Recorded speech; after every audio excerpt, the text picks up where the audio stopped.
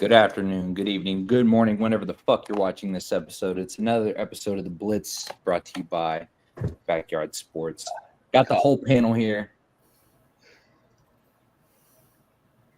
Gary, you okay, buddy? I'm good. Did that freeze up for YouTube mode? Yes. You had frozen no. video, bro. It was just funny. No. Don't tell me my internet's bad. We can hear you just fine. It was just funny. The video was frozen. Still Okay. kind of. Yeah, I see that I'm showing a weak signal on my side. That's kind of confusing. All right, let me work on it on my end. Well, You're good. how's it going, guys? Can you see me okay? Can you hear me?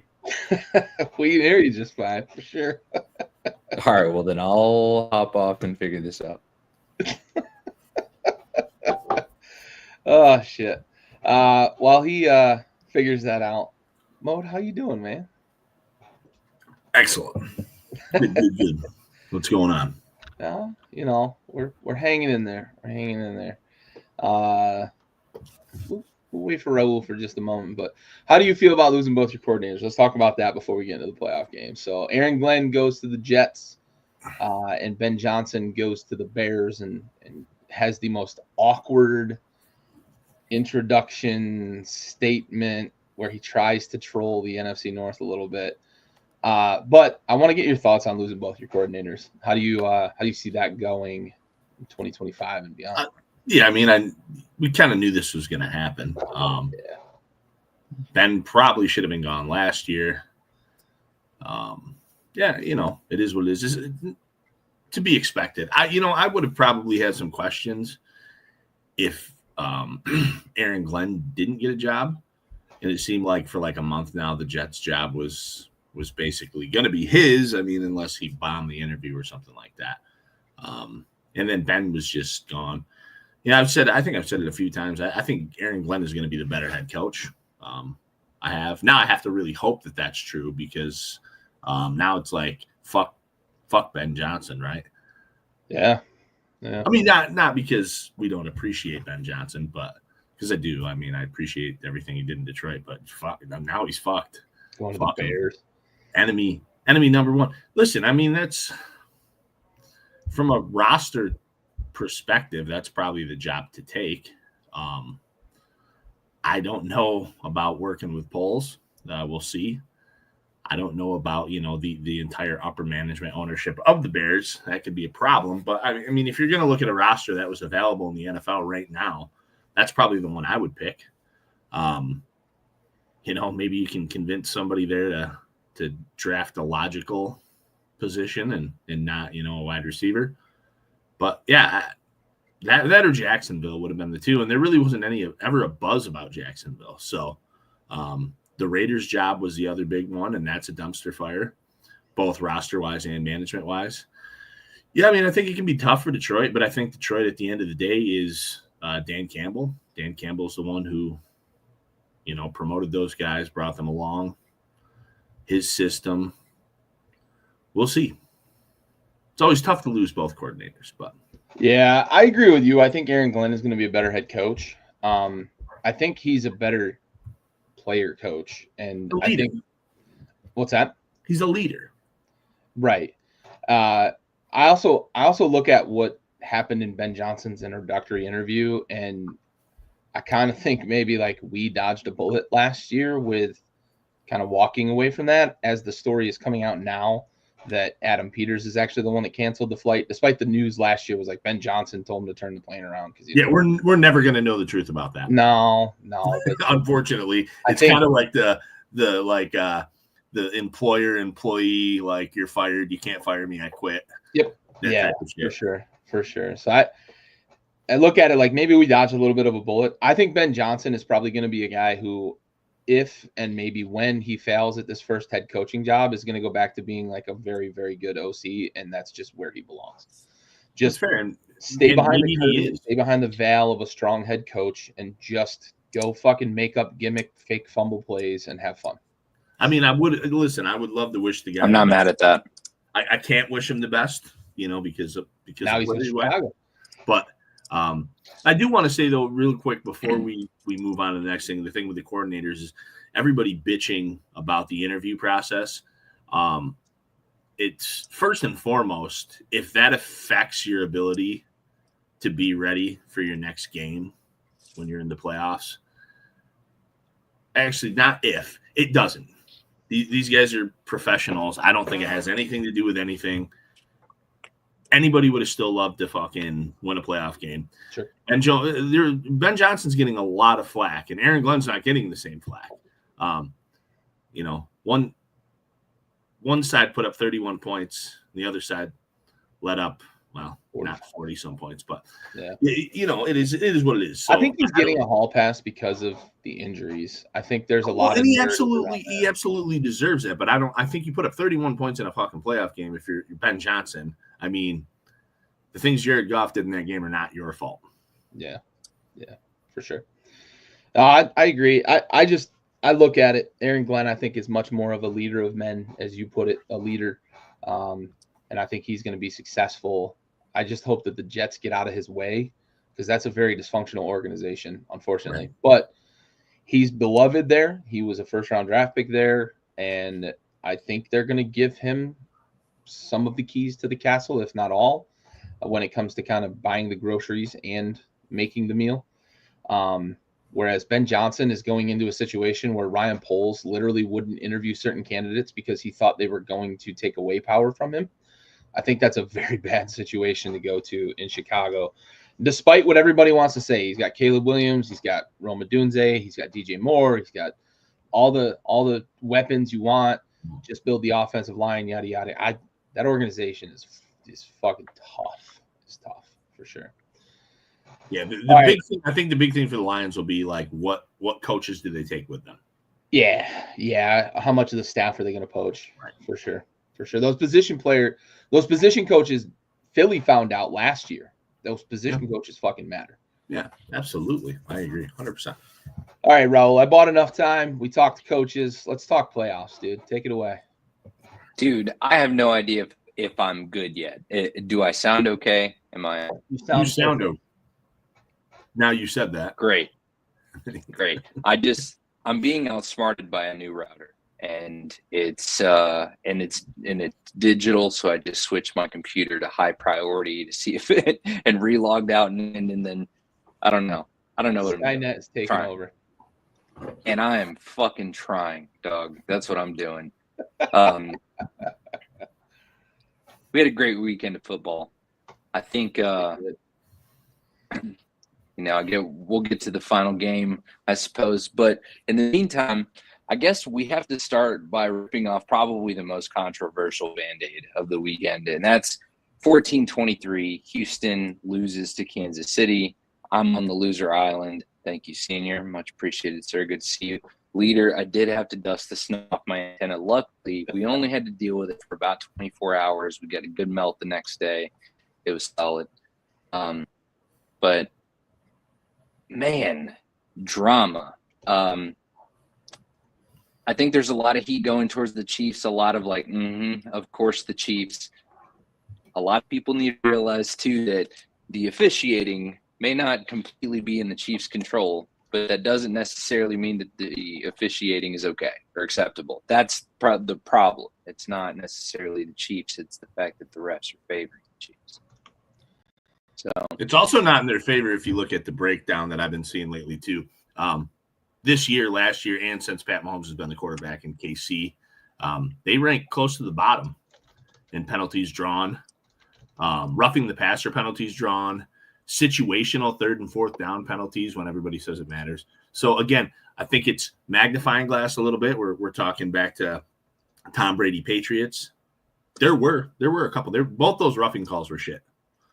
But I mean, this conspiracy that is hatched, and I probably hear it more than most because I live in Bills country. There's a guy.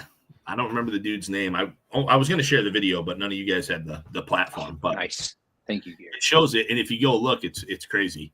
The fact that they're not actually being favored is quite apparent. So, Yeah, so I'm gonna counter that with a very stark. You can't analytics, but I can doesn't actually exist. because You can't.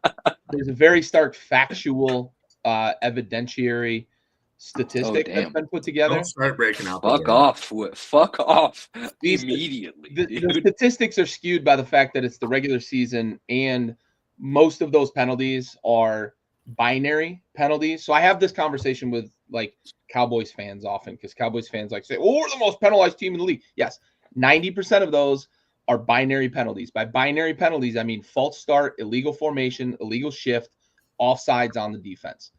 On the other side of that are the judgment call penalties. Those are the ones where Kansas City is getting all of the benefit. On top of the fact that during You Pat say Mahomes, though, do you have receipts or? I have receipts for during Pat Mahomes' career in the playoffs, those judgmental calls, they are 10-1 in terms of yardage. They've only once been outgained. They've only once outgained their opponent in the playoffs in terms of penalty yardage. They have never been called for more penalties than their opponent in the playoffs. 10-0 in terms of the volume of penalties called. Who's So this? it's in the playoffs. The Chiefs' opponents have been called 10 times out of 10 for more penalties than the Chiefs have been called. I'd have to see it because this other breakdown I saw.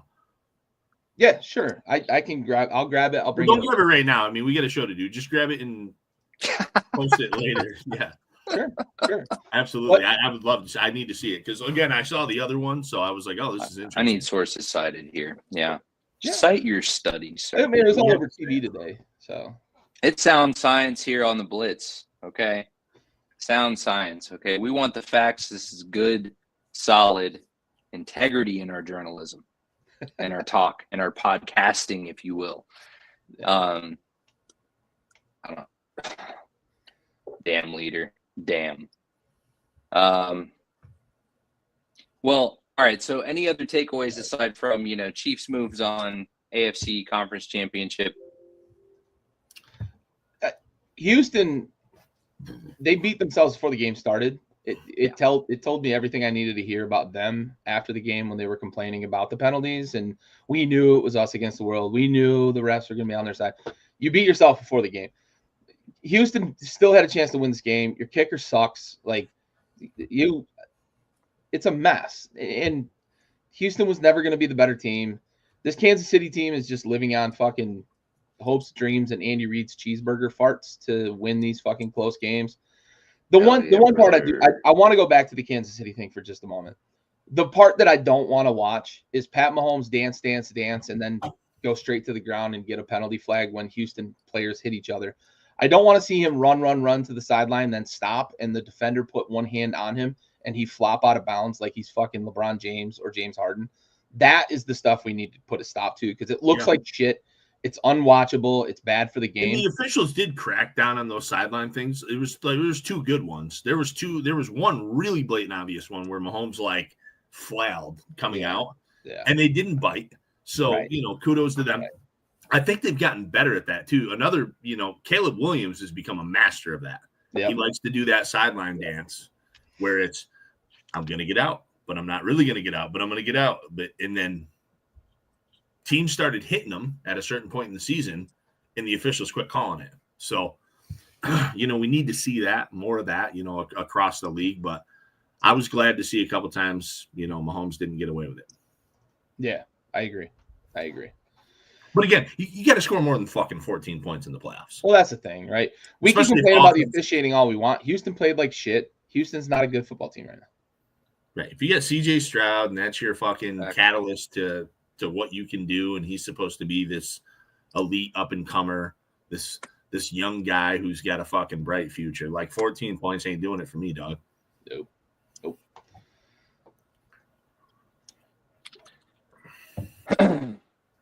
Well, onward and upward. Boy, oh boy.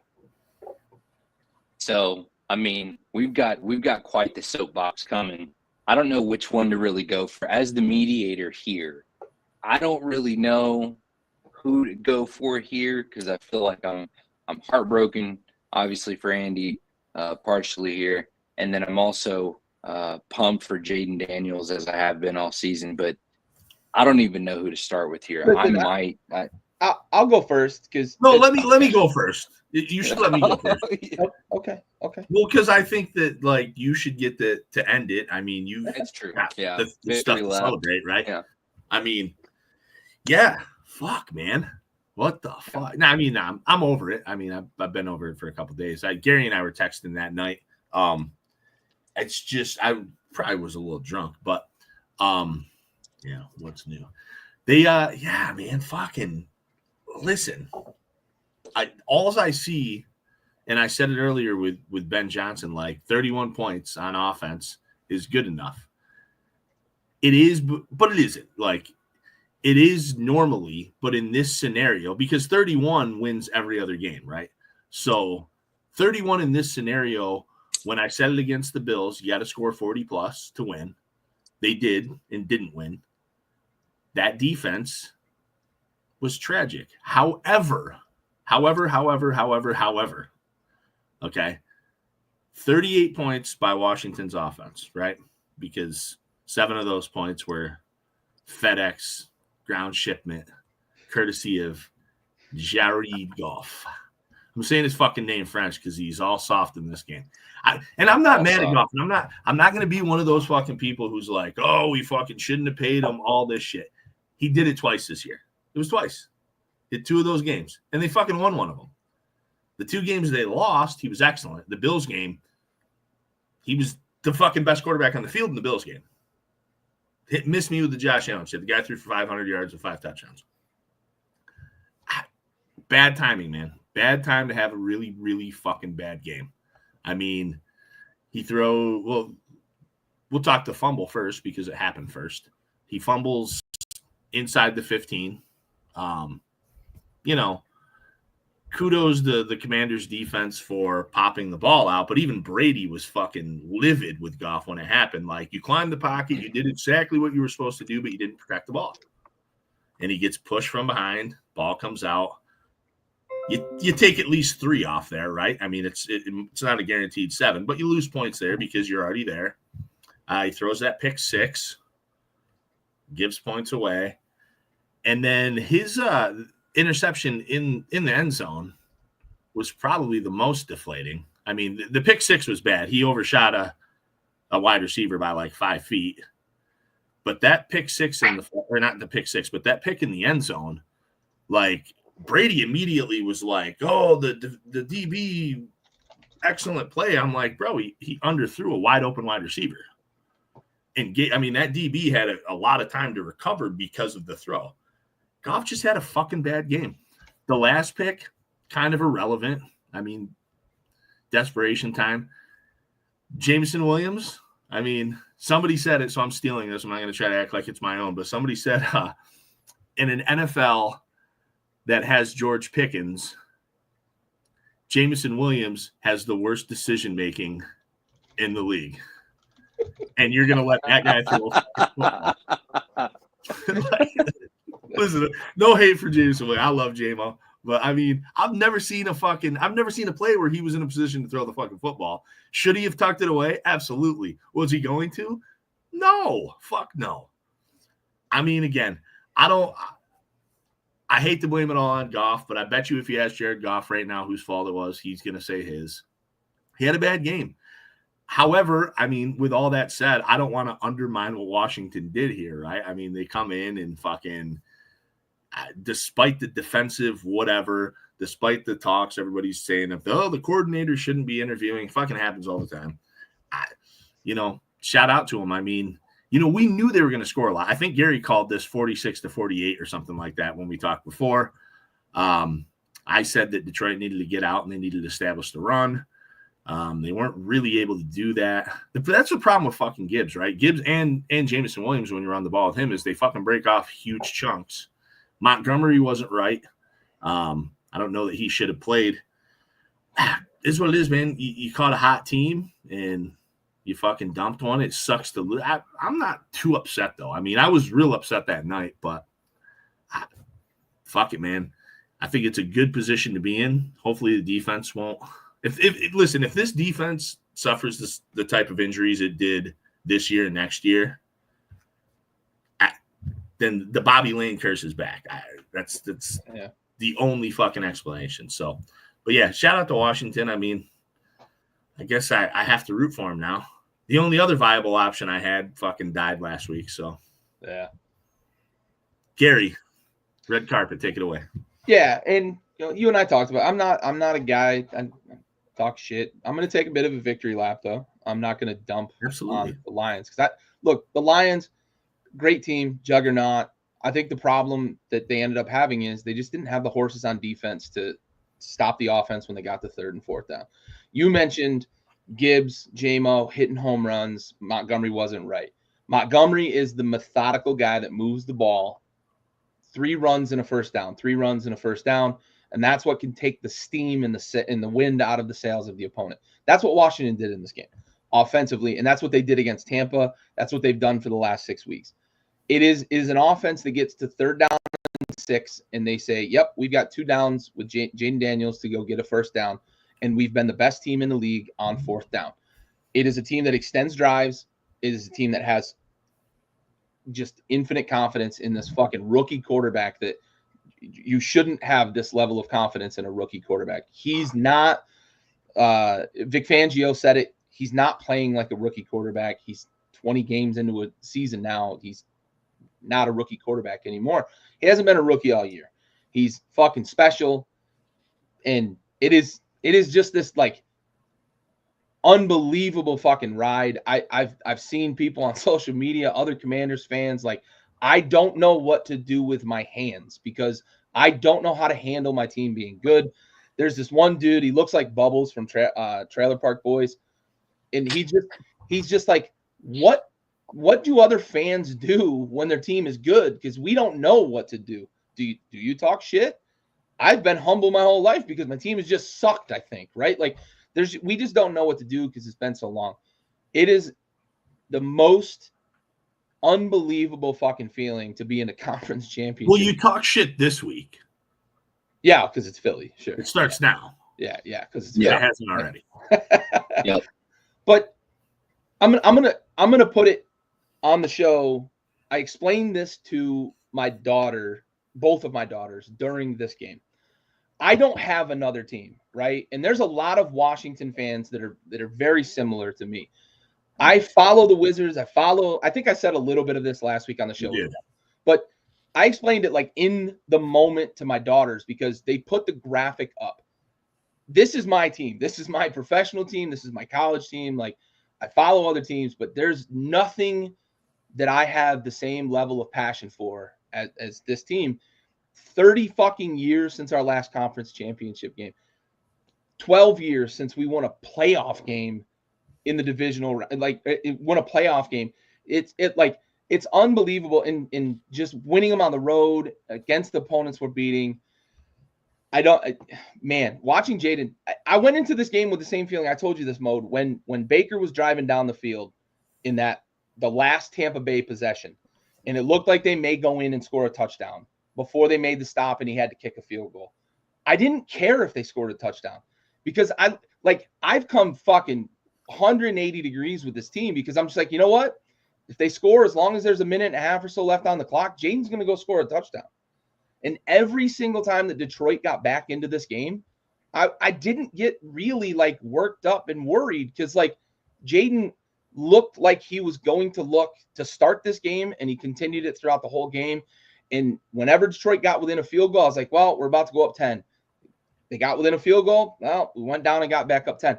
It's a strange feeling, but man, is it fucking fun to watch. And I can't put into words exactly like just the emotion, the passion, just how fucking fired up I am to be watching this fucking team after so long. And I'm so happy for a lot of the guys. Like Jonathan Allen's been through a lot with this team, with the Ron Rivera era. Terry McLaurin, he went through the Ron Rivera era. It's unbelievable. And to see how happy Terry is, but just to like have confidence in a fucking football team. We're in the fucking conference championship, dude. We weren't supposed to win 6 games this year. We were definitely not supposed to make the playoffs. and we goddamn sure weren't supposed to be one of the last 2 teams remaining in the NFC. This is just unfucking real. And let's go fucking beat Philly. But dude, it's house money. It's house money right now. It's unbelievable. I get it. The same thing last year, with Detroit. I know you know how it feels. Got to the same thing, and it actually might have been a little more brutal leading up to my whole life. So it was great. And the way you felt about Jaden Daniels, I felt the same way, just opposite of Jared Goff, because it became quite. And again, Goff's my dude. I'm done questioning him. I said that probably earlier in the season or late last season, but I could tell early it was fucking going to be that kind of day for him, and shit. Yeah. Fucking shit. But congrats. Washington's got to get it done now, Dude, man. They've got to, man. They've got to. Somebody's got it. That's right, dude. Hail to the fucking Commanders. Left hand up. HTTC. Roman salute. Is it the Roman salute as well? Yeah, Roman salute, right? Holy Jesus Christ. Roman salute. Fucking millions of people just found out what the Roman salute was a few days ago. Yeah. And those same people who'd never heard of it before are now on TikTok being like, well, it was the Roman salute. Because my friend Doug, who I had at first it was him throwing his heart out to people too, right? Told me. What are we doing? My favorite part of that whole thing was the sound of the and he threw it out there. I mean, he meant it. Fucking almost gave himself an asthma attack. Yeah. That was him saying Heil, but hiding under a sneeze. Fucking crazy ass dude, man. Here's that Chiefs stat, by the way. I saw the thing in the group. He pulled up the vision and the receipt. I didn't really get much of a chance to look at it, but live and direct in full effect. Here you go, right here on the Blitz. My fucking vision is getting bad. Yeah, I couldn't get it to blow all the way up, but no, I don't think it's the thing. I think it's my eyes. Yeah, fuck. What I was talking about the how to though, right? Yeah. Did you guys see the JJ Watt thing on Pat McAfee? No, I missed it. So I don't remember what the fuck they were talking about, but it was something to do with the Commanders. And JJ kept saying, well, their name was the Redskins. And listen, and he was totally fine with saying it because he wasn't saying it should be it wasn't he was just saying that's what it is. He was basically pointing out the fact that people are afraid to adjust to that new reality. And then Pat McAfee says something like, so if you were going to show us from the heart, how would you do it? And he was like, not like that. The fastest way you could ever. And I was like, imagine if this was a fucking Bosa brother instead of a Watt brother. Oh, he'd fucking do it. He got sideways quick. He'd have done it immediately. You'll have to look that up because I don't even remember what the context to why they started it. But JJ was basically saying almost how stupid it is that you can't talk about how it used to be called that. And every time he would say the word, McAfee's like, and then throws out well, if you were going to say from the heart, how would you do it? Not like that. I like that. Real fast. I'd share it with you guys, but you guys don't have the fucking formerly banned for 9 hours TikTok. So. No. Thanks, Donnie, for saving the app you created the distrust for. Yeah. Is what it is. I'm going to see myself out. See yourself out. We're on to Philly. Philly, we all believed in LA. We all went down with LA. What a series of unfortunate kind of. I mean, why is it always just last minute pressure Stafford that shows up at the end of the game that gives us hope? No, why was it fucking Sean McVay when you're in 4th down territory with 2 fucking yards to go and you're fucking throwing the ball? Nobody else in the fucking world was thinking you shouldn't have run the football. It's 3rd and 2. It's clear you're going for it on 4th, and you get your quarterback sacked for 8 yards. What the fuck is that?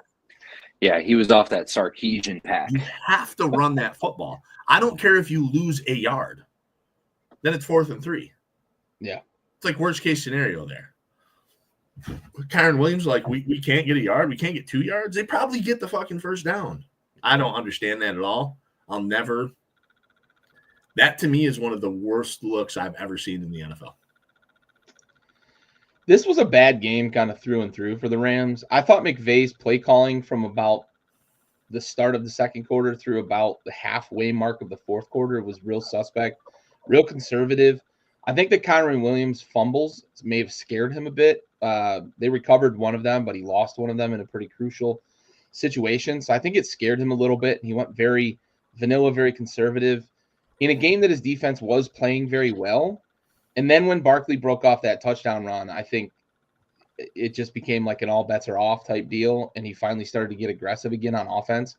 And they almost ran down the Eagles.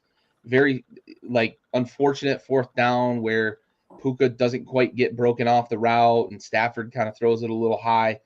It just was a very strange game for the Rams. The Eagles survived. The defense played very well for a good chunk of this game, and they were able to get Barkley loose for a couple of home runs. But this is a team that 2 straight games in the playoff haven't looked great, but they've been able to really suffocate the opposing team. I don't know what was going on with the Rams in this game, but man, that Eagles defense was able to get pressure when they needed it. That 3rd and 2 where he sacks Stafford. Obviously, I agree with you, Mo, that it was not a good call. I think you run in that scenario, especially where you're at on the field too.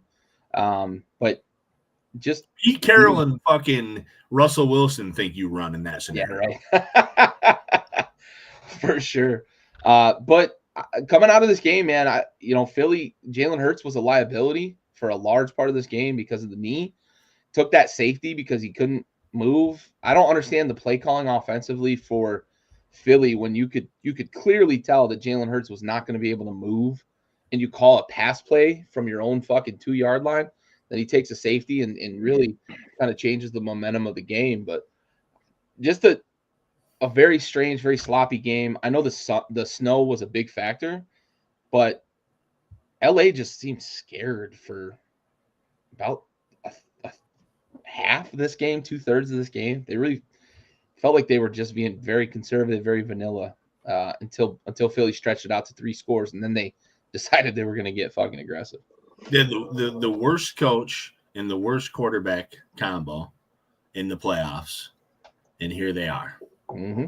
It's almost like somebody has a pretty good fucking roster. Yep. Oh, yeah. Pretty loaded. Great offensive line, great running back, and a very good defense. They hit home runs in the draft. Yep. Yeah. Hey, imagine it's fucking 2024. You drafted a fucking white corner and you fucking nailed it. Yeah. Come on. Yeah. The Yeah. fuck? Yep. Cooper. Yeah, the fucking snow all over the Gulf of America. God damn. Listen, I won't give you back Mikey Sanistril at this point. He's fucking very, very good. He's the dude that got the pick off J-Mo and the pick in the end zone on the golf underthrow. I won't give him back, but I will admit I wanted Cooper DeJean in the draft. We actually traded out of the spot that Philly ended up taking him. Well, you almost have to like the golf one was a bad throw, but like you almost have to just delete the J-Mo one from your fucking strange play. That's off the hard drive because that just almost doesn't count. Yeah, I don't know what we were doing out there. Dude, Cooper DeJean is the real deal. But yeah, Cooper DeJean is the real deal. He's a special teams ace too, so he helps them in more ways than just playing DB. Yeah. He also plays several defensive back positions. He can play inside, he can play outside, he can play safety. Well, it's not just Cooper either. No, they're very versatile in the secondary. Reed Blankenship, same way. Quinyon Mitchell, another guy they drafted this year. Twice. They hit fucking twice, dude. Yep. Like it's just in the same draft. It was what I was hoping Detroit did with the same type of picks. And I mean, unfairly maybe for Detroit, they, you have Ray Shaw didn't get to play. Yeah. But man, fucking Philly. Fucking Philly. Fucking Philly and fuck Philly because we're on to Buffalo. I was a real big fan of the celebration here at the end of this. You know, it speaks to Lamar. Hey, can you not make it about you? Get out of here. God, a yipper. I'm just, I'm just doing my best. Acting up. Yeah, exactly, dude. This thing is ridiculous. It's an 8-pound Shih Tzu, and this thing just it barks at bucks. It tries to start shit with pit bulls. Like, it don't care. Speaking of pit bulls, you know what you get when you mix Shih Tzu with a bulldog? Gee, what? It's a bullshit. It's a great movie. Fantastic movie. You're telling me there's a chance? Oh, man. You're telling me there's a chance. Buffalo, moving on to the AFC. I mean, listen, they get a chance against a very beatable dynasty. We'll get to our picks here shortly, but let's debrief the game here. So of all the losing teams, how did the Texans play the best? Yeah. I mean, we talked about what the other two teams did that lost. Yeah. The fucking listen, 25-27. Dude. Mark Andrews fumbles a football. Mark Andrews on suicide he watch. Drops the easiest catch of his career to tie the game. And Lamar throws two pretty bad picks. Yeah, I mean, again, I keep fucking saying it, and it's not because I'm trying to be a dickhead, but, like, I don't feel good about these Bills wins. I mean, I feel good that they won the game, but, like, Baltimore got in their way as much as fucking Detroit or the Rams did. It's astonishing to see. Like, we're watching that game. I'm like, fuck, we're getting overtime in this game. It's going to be fucking nuts. Silly. Oh, there it is. He caught the ball. Oh, no. Big fucking dumb idiot dropped the fucking football. Like, what are we doing here? Just a fucking weird turnover game for Baltimore. I don't think the Bills turn the ball over at all. Baltimore turns it over 3 times, plus that drop on the 2-point. Holy fuck. Yeah, common theme across divisional round weekend and actually across the entire playoffs. So all 4 of the conference championship participants have a combined 0 turnovers in the playoffs across both rounds, wild card and divisional. Buffalo in this game, and they've been doing this for about a month. They've been very safe, very cautious, and very, like, in your face. We're going to play bully ball, and we're going to protect the football. We're going to value the football. And they did it in this game, and they got out to a lead, and they almost let it get away. But I look at it like this. If Baltimore catches that 2-point conversion, I'm very, very confident that Josh Allen goes down and sets Tyler Bass up for a field goal. I am too. Absolutely. I know Mark Andrews is taking a lot of heat, and he should. And Lamar Jackson is taking a lot of heat, and he should. Yeah. But Buffalo also kind of, like, went into a really, really bad, like a bad shell in this game. But I also think that they knew, like, let's protect the football, and we'll see how this thing works out. And we've got Superman if we need him to go get a score at the end. They can't play that way against Kansas City. All right, let's be honest. They can't play that way against Kansas City. So, but it worked in this game. And yeah, Lamar came down to earth. It's what he does in the playoffs. He wasn't very good against Pittsburgh in the first round, but they were able to run the ball like crazy. I'm gonna throw this out there again, and I know I've thrown this out a couple of times on this show.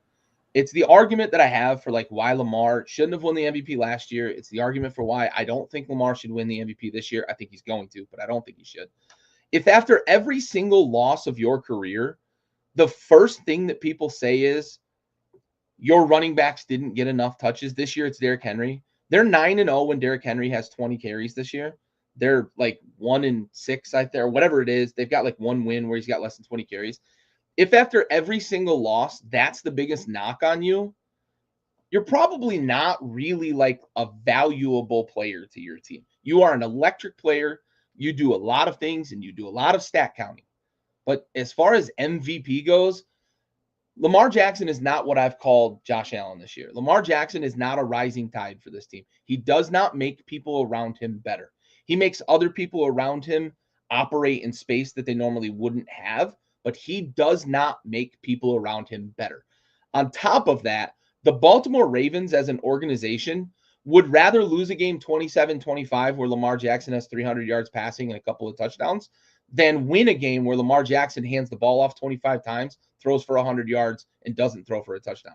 They will never win a Super Bowl that way. I've said it for 3 years now. They will not win a Super Bowl this way.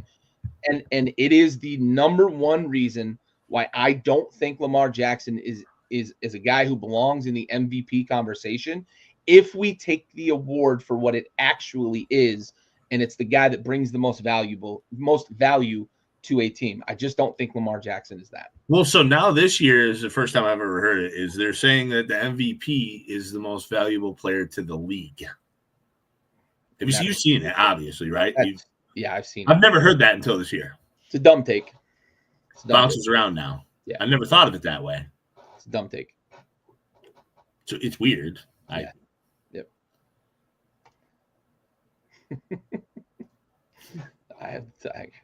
But yeah, I don't see Lamar and think like, God, that's a guy that can take a 3-win roster and win 13 games with. I mean, by that logic, Travis Kelce would have been the MVP last year. Sure. Take T Swizzy. Taylor Swizzy. He brought the most value to the league. Yeah, I don't.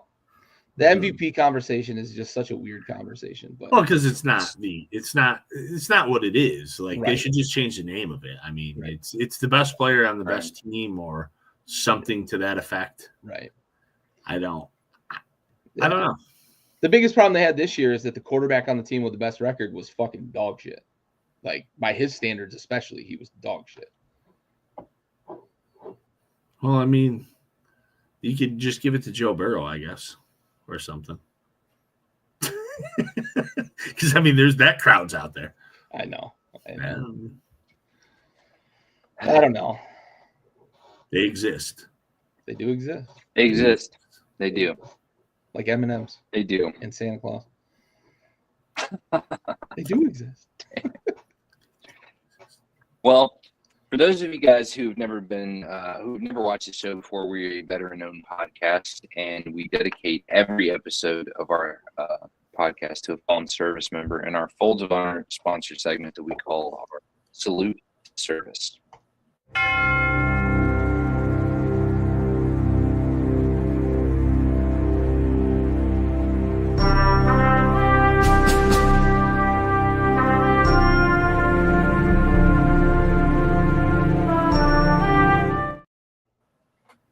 This episode is going to be dedicated to Army PFC Luis A. Moreno, who passed away January 29th, 2004, serving during Operation Iraqi Freedom. He was 19 years old from the Bronx, New York, and he was assigned to Battery A, 4th Battalion, 1st Field Artillery, based in Fort Riley, Kansas. He passed away in Lake Heath Medical Treatment Facility in the United Kingdom after he was shot guarding a gas station in Baghdad. Army Private First Class Luis A. Moreno. We have the watch.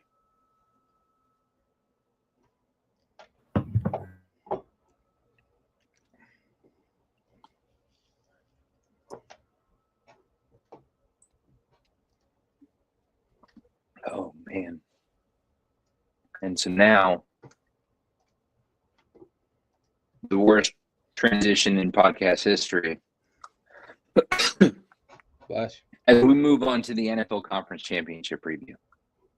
So, a bunch of these teams on IT time, 28 of them to be exact. We're down to 4.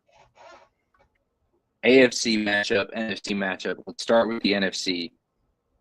Andy's on the Philly Island here. I'm not really surprised. Just like I'm also not surprised that Gary and I are both saying fuck Philly, riding with Washington. Mode's in the darkness. That's why he's choosing Philly anyways. That's why his camera's off. He can't even stand. He lacks the fucking spine to make this pick because the kid's going to get it done. The kid is going to get in JD. We trust, goddammit. What would JD do? Yeah, look, I told you I'm not picking against him again. I'm all in. They've brought me all the way back. But I'm gonna be honest with you right now. Like, we turned the ball over 5 times in week 16 and still won the game. The week 6 game was a very strange game, or week 9 or whatever it was. The first time we played Philly, it was a very strange game. But we are a very, very different team than they played in that first game. We're a very, very different team than Tampa played in week 1, and they found out. So I look at what Jaden Daniels and company have been able to do. Extend plays, move the ball. They've really gone to – Dan Orlovsky made a good point on this. And this is why I think we're going to be able to neutralize a lot of what the Philly front can do. We've gone to a very simplistic, just straightforward, make the call at the line of scrimmage, pass pro, and it's left, it's right, and we're going to shift the line completely one way, and we're going to shift the line completely the other way, one or the other, and basically Jaden has to beat one guy, essentially is what it boils down to. And I'm going to take Jaden every single time against one guy on the defensive side of the ball because he's proven it time and time and time and time again. One guy on the defensive side, I don't care if it's Cansey, I don't care if it's defensive back, I don't care who it is. You're not going to beat Jaden one-on-one. Give me that every single time.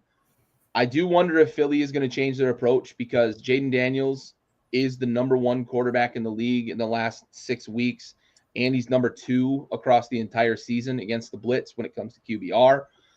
Chris Collinsworth, I don't know where you were getting your information in the Tampa game in terms of him having trouble against the Blitz. If Philly changes it up, they'll find a way. But if they're going to blitz, he's going to beat them. Terry's been on a tear.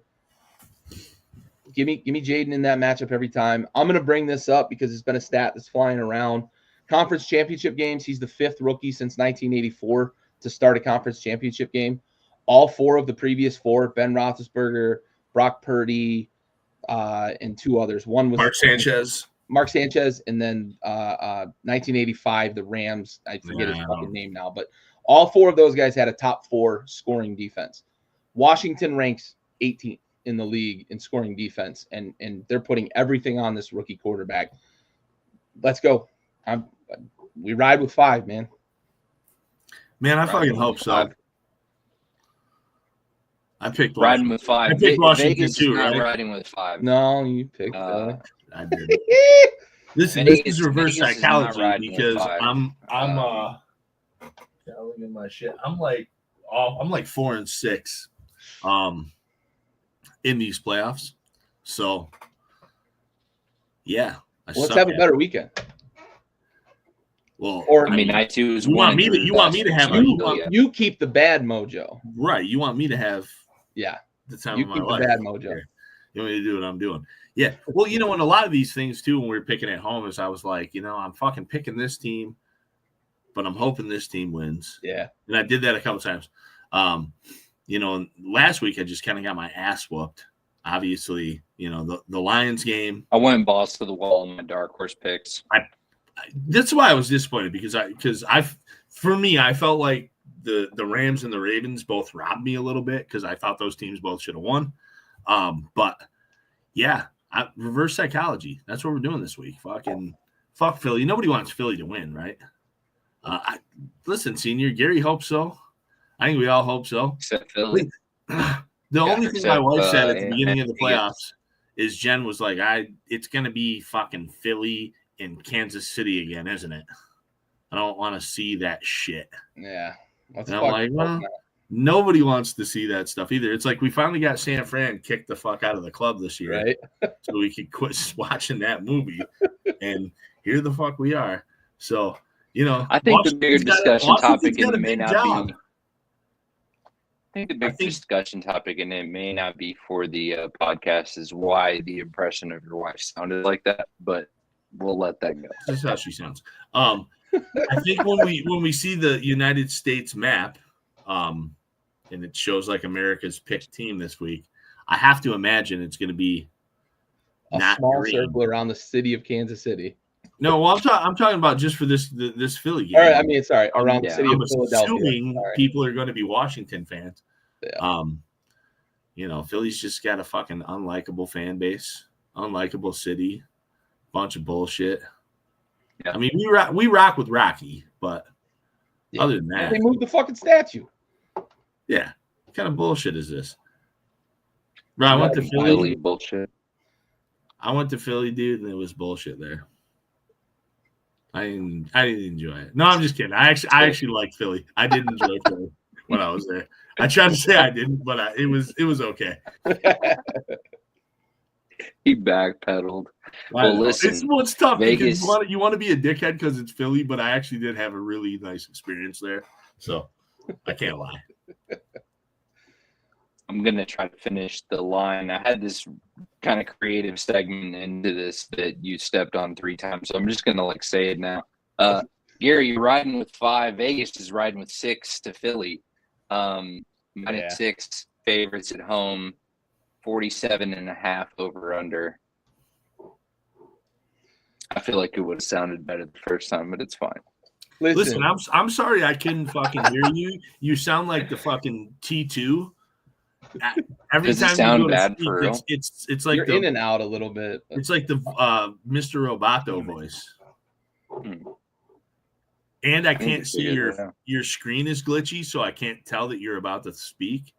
Yeah. So that's all right. We're right. We're working through it. Yeah, I mean the first Super Bowl and get back first is real, man. Still Jim Kelly's the last one to do it. Jalen Hurts has a chance. But we'll see. Listen, I'm okay with 6 because it was 5.5 at Tampa. It was 8.5 at Detroit. You can have your fucking 6 points at Philly as well. And we're going to continue to feed off that disrespect. And if you're a certain age Bills fan, you're probably rooting for Philly to win this game, right? Because some of you remember he's taking the points. 91. Oh, no. I'm not taking the point. I'm taking the money line juice and accepting the disrespect. Let's go. Yeah. What were you saying, Andy, though? I said if you're a Bills fan, though, you probably are rooting for Philly this week, right?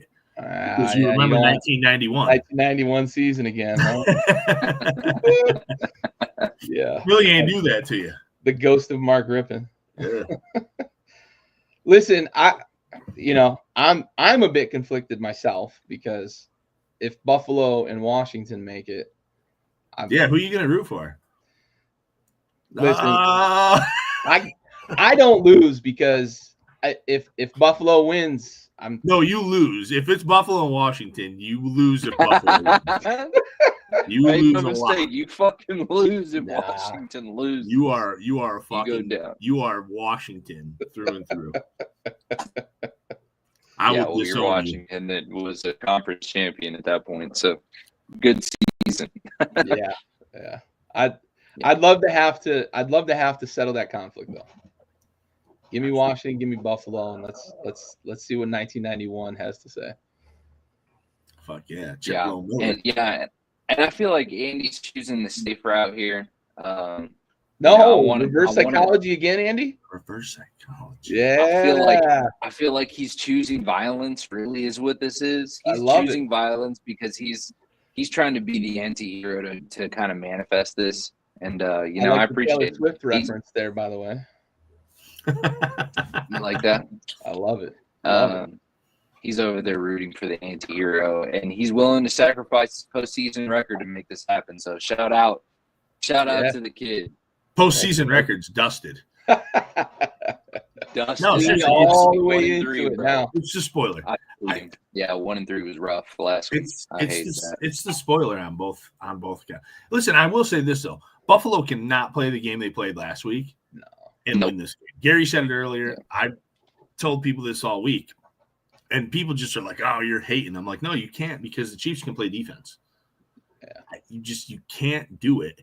And if you're a Bills fan and you're going into this game being like, we're going to get fucked on calls, well, all the more reason that Buffalo can't play that game. I understand he scored 27 points, but you just can't. Spoiler. We're spoiling shit. Yep. Washington, Buffalo, 1991. That's when I lost my virginity, by the way. Let's go. I was a year old. Kansas City -2, over under at 48.5.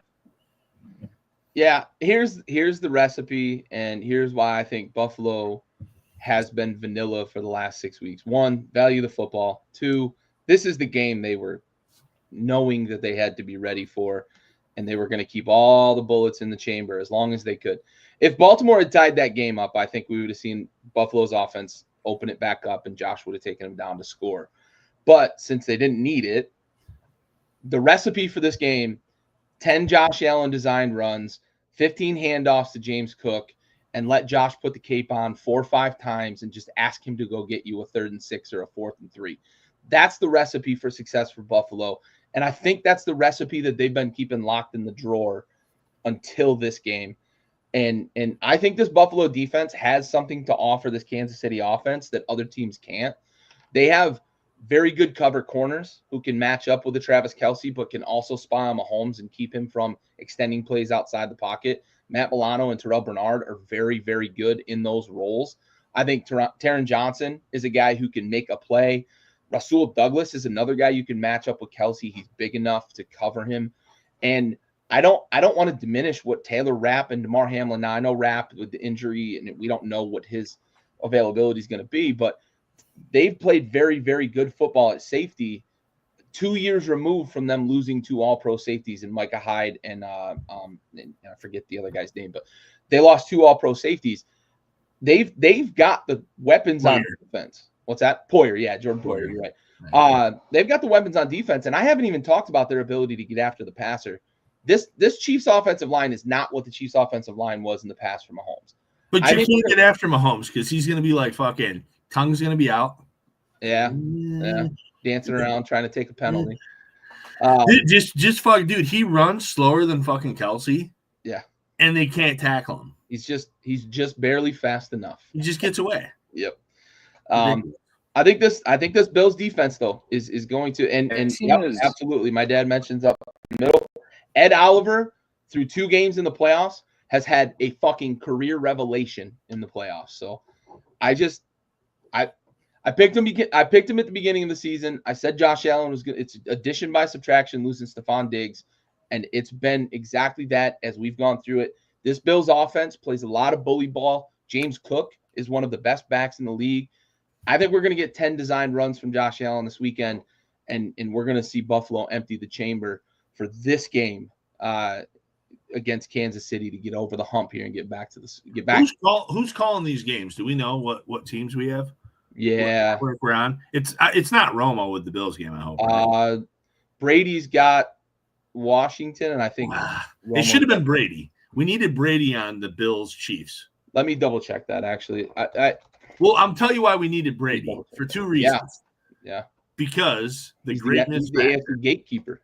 The greatness factor, and then you got to keep Collinsworth and Romo away from these 2 teams because it's all fucking Jenna Jameson. Yeah. Eating subs. Feathering the whole thing. Raul, when did your boy Tony Romo become as big of a glazer as fucking Chris Collinsworth? He is to Josh Allen what Collinsworth is to Mahomes all of a sudden. It's gotten wild. 100%. I didn't like it happened this year too. Like you watched it happen. Yeah, it's like an epitome season. Yeah, he just slowly is starting to realize that he's just now arrived at this. It is Nance and Romo and Brady. Gary loves it too because I fucking stuck up for Romo. Bad at it. I've stuck up for Romo for so long, but I think he had too many Bills games this year. Or he just has always stunk. No, dude, he was good. He's not always stunk. He was good before he started talking about. He's not always stunk. All right. He's not always stunk. You're just being an asshole, Gary. I liked him. Now Troy Aikman's the fucking elder statesman. Yeah. I do really enjoy Troy. Troy's Troy awesome. Doesn't give a fuck. I love that Troy is not afraid to fucking. Yep, not afraid. Finally. Russell Yerk trying to explain some of those penalties in that game. Troy's like, "Come on, Russ, come on, get out of here."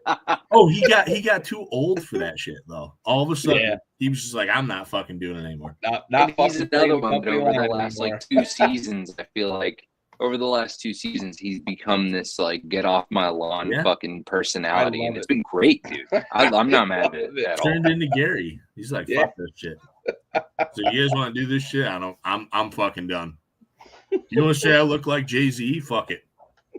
Yeah, Bring Beyonce's fucking ass Romo's out there giving out the fucking Gok 3000. Dude, he got bad, dude. Like, listen, it's fine. Like you can be. Listen, when Collinsworth first started doing it with Mahomes, it was kind of acceptable because like Mahomes is doing awesome things. Same thing with like Romo when like it's like Allen. Oh, Allen's awesome. Yeah, it's cool. But then all of a sudden, it's like, dude, you're thinking about this dude while you're sleeping, bro. Well, like, they bring them up in games when they're not even playing. Right, cut it out. Like, talk about the guys on the field. Don't. It's like the Bills defense does something and like he's like, fuck, Josh Allen was just fucking waiting for that because now he's gonna go out there, he's gonna fucking go right up my cheeks, bam. Give Greg Rousseau the fucking credit for what he did. Right, stop doing that shit. It's the same shit Collinsworth started doing. Yep. And we all knew Collinsworth was shitty 15 years ago. Yeah. Well, actually, we knew he was shitty before that when he fucking said he likes high school girls because they're dumb. But now here's a guy that needs some fucking jail time.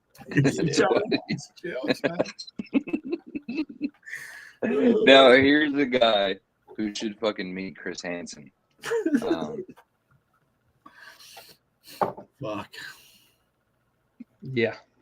All right. Go Eagles, go Chiefs.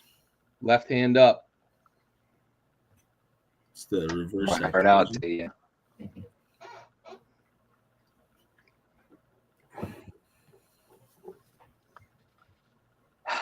Well, I think it's time to put a ribbon on it, boys. Conference championships locked in. Our picks are locked in. We feel good about our picks, with the exception of fucking Mode. You know, shout out Mode, just giving it up. You know, I appreciate the sacrifice. It's a science.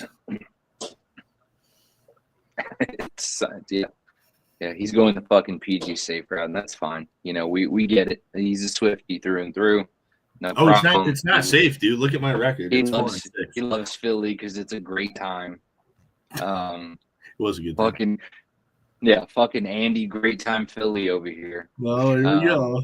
Here we go. Love that. Raul can't fucking withstand a half inch of snow. Fucking, like, come on, bro. Jesus Christ. I don't like it. I don't. Yeah.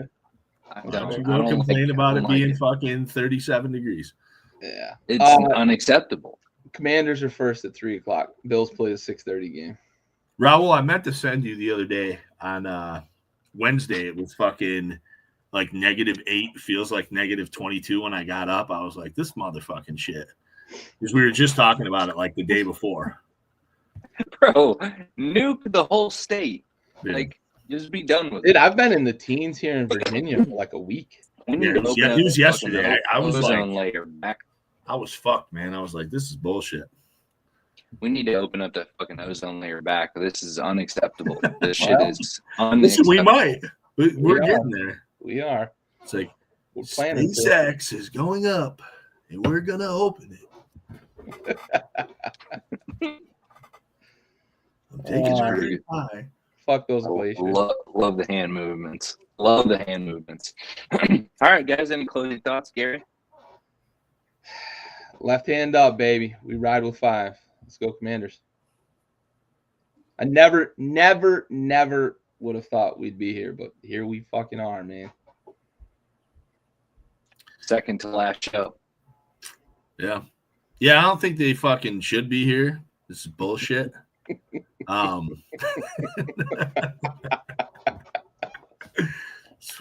This is fucking bunk, dude. Hater, dude. This fucking bunk, dude.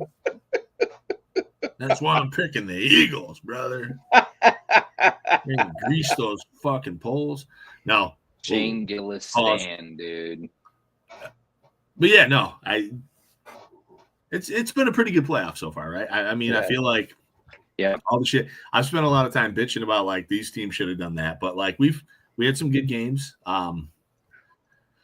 Let's go. I mean, fucking Jesus. Yeah. Chiefs, fucking Philly. I just anything but that, man. Anything but that. I'm cool. Anything but that. Anything but that. I'm cool. We don't want it. Well, there we go. From all of us here at Backyard Sports, we appreciate you guys tuning in. Be sure to check in with us next week when we debrief the conference championships and make our Super Bowl picks. Robert Leaders is down with the Queefs. Amen, brother. Amen. Hopefully Buffalo can get it done. I need Andy to be wrong here. From all of us here at Backyard Sports, we appreciate you tuning in. Be sure to check in with us next week. Backyard Blitz, brought to you by Backyard Sports. See you next week.